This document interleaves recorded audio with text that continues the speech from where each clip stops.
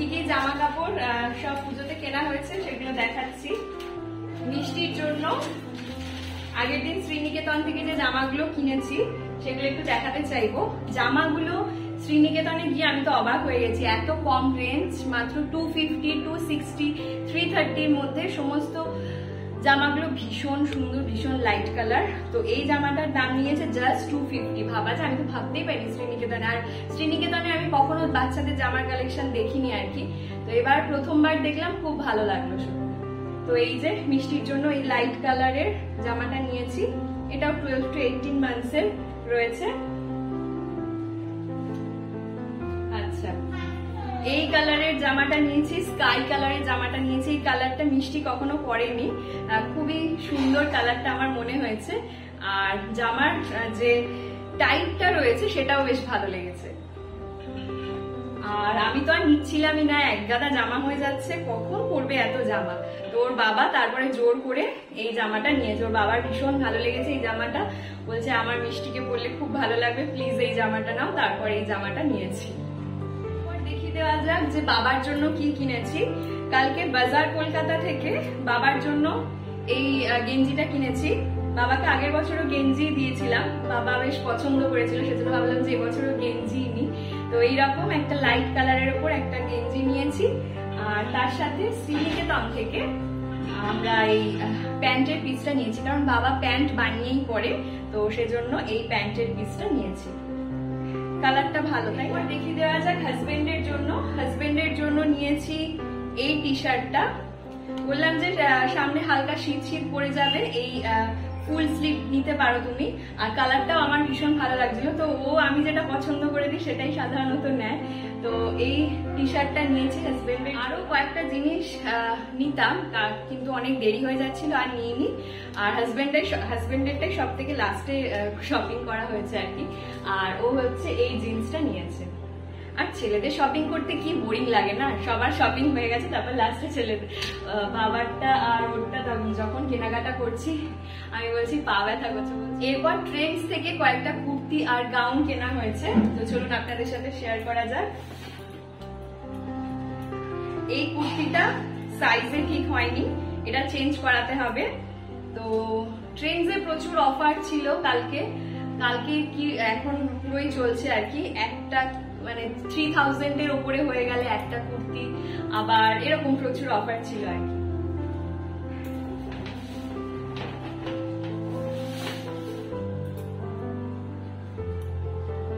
এরপর এই কুর্তিটা নেওয়া হয়েছে, কেমন হয়েছে বলবেন।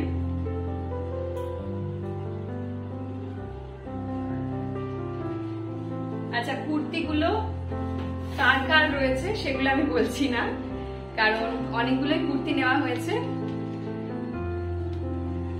আমার তো অবভিয়াসলি রয়েছে, আর এই একটা ট্রেন্ডসের কুর্তি কালেকশন সুপার, সত্যি কথা।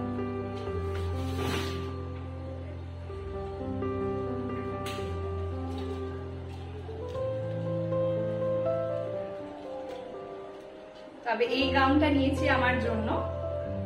গাউনটা এমনি কিন্তু এটা একটা ওয়েস্টার্ন কালেকশনের মধ্যে ছিল, তো গাউনটা এমনি কতটা কিরকম লাগছে জানি না, কিন্তু পরার পরে ভীষণ ভালো লাগছে। এরপর এই যে অ্যাঙ্কেল লেন্থের একটা লেগিংস, এতগুলো কুর্তি যেহেতু নেওয়া হয়েছে সেজন্য অ্যাঙ্কেল লেন্থের একটা লেগিংস 99 এ দেওয়া হয়েছে। আর এই গাউনটা, এই প্যাটার্নটা আমার খুব ভালো লাগে, তো এই প্যাটার্নটা নেওয়া হয়েছে। তো এই ছিল সেদিনকার সমস্ত কেনাকাটা, এই কমপ্লিট হলো। আর এখন মোটামুটি সবকিছুই কমপ্লিট, জাস্ট বিছানার চাদর এই সব, তারপর হচ্ছে ওই কভার টভার যা থাকে আর কি, সেগুলো কেনাকাটা করা এখনো বাকি আছে। কি করছো? হ্যাঁ, এই যে উপরে দেখো, এই যে আমার দিকে দেখো মিষ্টি, এটা কি এসেছে দেখ, তুমি নেবে? কি করছিস ওগুলো? কি করছো? সব লেবুর খোসাগুলো এই করেছিস? দেখো অবস্থা। মিষ্টির জন্য ফার্স্ট ক্রাই থেকে বেড টাইম মরাল স্টোরিজের 10টা বই অর্ডার করেছিলাম। তো বইগুলো চলুন দেখা যাক। এই জাস্ট এলো আর ভাবলাম যে ভিডিওটা একেবারে ক্যাপচার করে নেওয়া যাক, কারণ আমিও ভীষণ এক্সাইটেড বইগুলো দেখার জন্য। এই বইগুলো হচ্ছে 1 to 3 ইয়ার্স বাচ্চাদের জন্য। তো আমি রিভিউটা চেক করতে গিয়ে দেখলাম ওখানে একজন পেরেন্ট লিখেছেন ওনার বেবির বয়স যখন ছিল 4 মান্থস তখন উনি এই বইগুলো কিনেছিলেন এবং 4 মান্থস থেকেই ঘুমের আগে উনি এই গল্পগুলো বাচ্চাকে পড়ে শোনাতেন। এখন তার বাচ্চার বয়স 2.5 বছর। তো সেই বাচ্চা এখন এই বেড টাইম মরাল স্টোরিজের যে বইগুলো রয়েছে তার প্রত্যেকটা গল্প না শুনে নাকি ঘুমোতে যায় না, তার এতটাই প্রিয় হয়ে গেছে। এছাড়া উনি আরও লিখেছেন যে স্টক অফ ওয়ার্ড বাড়াতে সাহায্য করেছে এই বইগুলো এবং প্রত্যেকটা বইয়ের গল্প ভীষণ সুন্দর। তো এখানে আবারও বলে রাখি এই বইগুলো হচ্ছে 1 থেকে 3 বছরের বাচ্চাদের জন্য। আমি বইগুলো ডেফিনেটলি পড়বো, মিষ্টিকে পড়ে শোনাবো। জানি প্রথম দিন ও একদমই রেসপন্স করবে না, ও নিজের মতন খেলবে এবং আমি বোকার মতন পড়ে যাব, কিন্তু 10 দিন পর, 12 দিন পর, 1 মাস পর ও নিশ্চয়ই রেসপন্স করবে। তো বইয়ের ছবিগুলো দেখে মনে হচ্ছে ভীষণ সুন্দর হবে। আমি ডেফিনেটলি আপনাদেরকে রিভিউ দেবো এবং যদি ভালো হয় তাহলে আপনাদেরকে কেনার জন্য বলবো। প্রথম দেখাতে আমার দেখে মনে হয়েছে বইয়ের পেজের কোয়ালিটিগুলো আরেকটু ভালোভাবে করলে ভালো হতো, কারণ এগুলো তো বাচ্চাদের জন্য ডিজাইন করা। তো আমার মনে হয় এগুলো একটু ওয়াটারপ্রুফ হলে ভালো হতো। তো ঠিক আছে, চলো যেরকম দিয়েছে, মোট কথা কাজ হওয়া নিয়ে দরকার। তো পরপর বইগুলো একটুখানি আপনাদেরকে দেখিয়ে দিতে চাইবো। টোটাল 10টা বই এখানে রয়েছে। তো সেদিনকে যখন মধ্যমগ্রাম ফার্স্ট ক্রাইতে গিয়েছিলাম তো সেখানেও আমি এটারই খোঁজ করছিলাম, কিন্তু ওখানে পেলাম না, তো সেজন্য অনলাইন থেকে অর্ডার করেছি।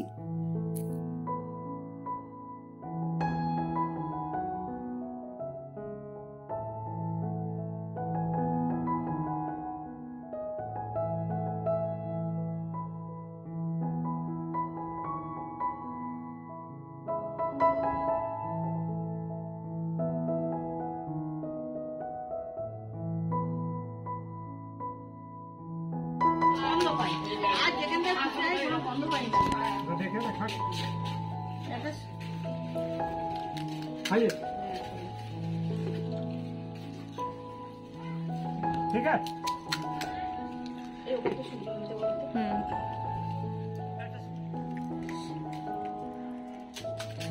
একটু নিচে নামো।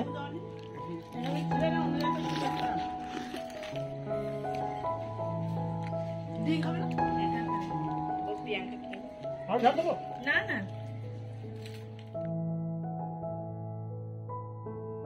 পরের দিন সকাল থেকে আবারও ব্লগটা শুরু করেছিলাম। আজকে মিষ্টির নতুন জামা কাপড়গুলো সব ধুয়ে দিয়েছি, তো সেগুলো ছাদে মেলবো না, বারান্দাতেই মেলে দেবো, কারণ প্রচণ্ড কড়া রোদ্দুর রয়েছে।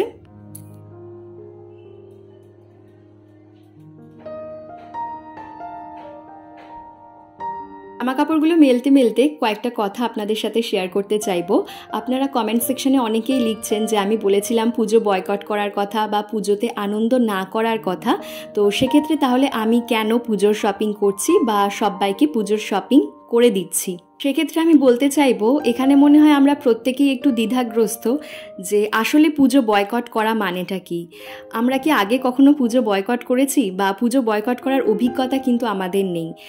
আর পুজো বয়কট করতে হলে আসলে কি কি করতে হয়, কি কি করতে নেই সেগুলো আমাদের জানা নেই। এই যে ধরুন পুজো বয়কট করলাম, তার জন্য আমি পুজোর শপিং করব না, কিন্তু আমাদের বাড়িতে যিনি কাজ করেন আমি প্রত্যেক বছরই ওনাকে একটা শাড়ি দিয়ে থাকি এবং ওনাদের বোনাস বলে একটা জিনিস হয়।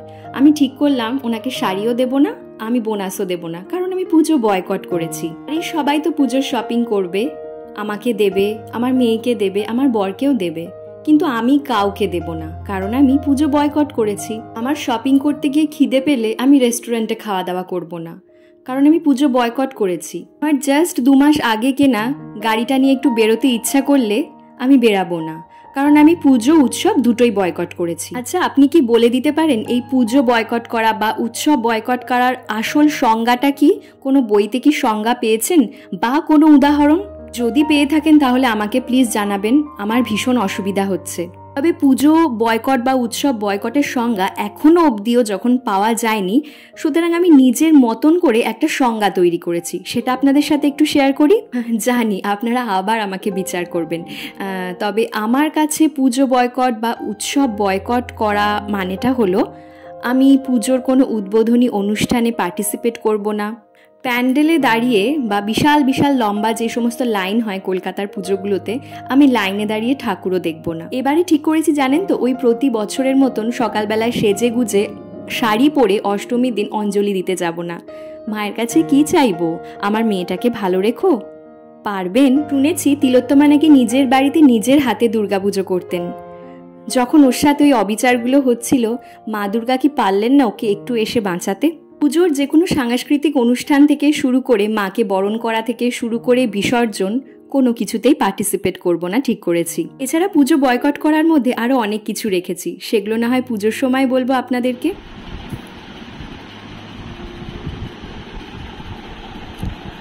এত সকালে রুটি তরকারি কে বানালো?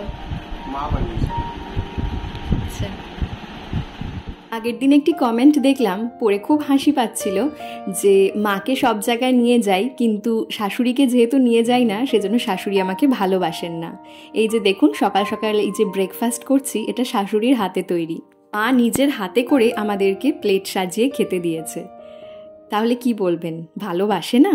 পুরো গল্পটা না জেনে প্লিজ কাউকে বিচার করবেন না। আপনারা হয়তো অনেকেই ভাবছেন বাড়ির সব সদস্যের জন্য কেন জামা কিনলাম না। সবাই তো আর একরকম হয় না, কেউ কেউ নিজের পছন্দেই নিজের জামা কিনতে চায়। এই যেরকম আমার মামার মেয়েদেরকে আমি প্রত্যেক বছর টাকা দিই, কারণ যাতে ওরা নিজের পছন্দ করে জামাগুলো কিনে নিতে পারে। দেখুন খামে টাকা ভরবো বলে এখানে সেন্টার টেবিলে একটু ভিডিওটা ক্যাপচার করছি, আর মিষ্টির দুষ্টুমিটা দেখুন। এই সেন্টার টেবিলের কভারটা দিনে প্রায় 10-12 ফেলে দেয়। তো হাজব্যান্ড এই একটু আগে জাস্ট খামগুলো কিনে দিয়ে গেল, আর টাকাটাও দিয়ে গেল, বললো যে তুমি টাকাটা ভরে সুন্দরভাবে গুছিয়ে রেখো। তো এই যে খাম দুটো একদম কমপ্লিট করে রাখলাম। কার কার জন্য নিশ্চয়ই আর বলে দেওয়ার অপেক্ষা রাখে না, আপনারা বুঝতেই পারছেন। তো আজকের ব্লগটা এখানেই শেষ করছি। যদি ভালো লেগে থাকে তাহলে চ্যানেলটা সাবস্ক্রাইব করে দিতে ভুলবেন না। কেমন লাগলো অবশ্যই কমেন্ট সেকশনে জানাবেন, আর আপনার করা একটা লাইক আমাকে নেক্সট ভিডিও বানাতে অনেক অনেক বেশি মোটিভেট করবে। তাহলে আজকের ভিডিওটা এখানেই শেষ করছি। ফিরবো নতুন ভিডিও নিয়ে। ভালো থাকবেন, সুস্থ থাকবেন, ধন্যবাদ।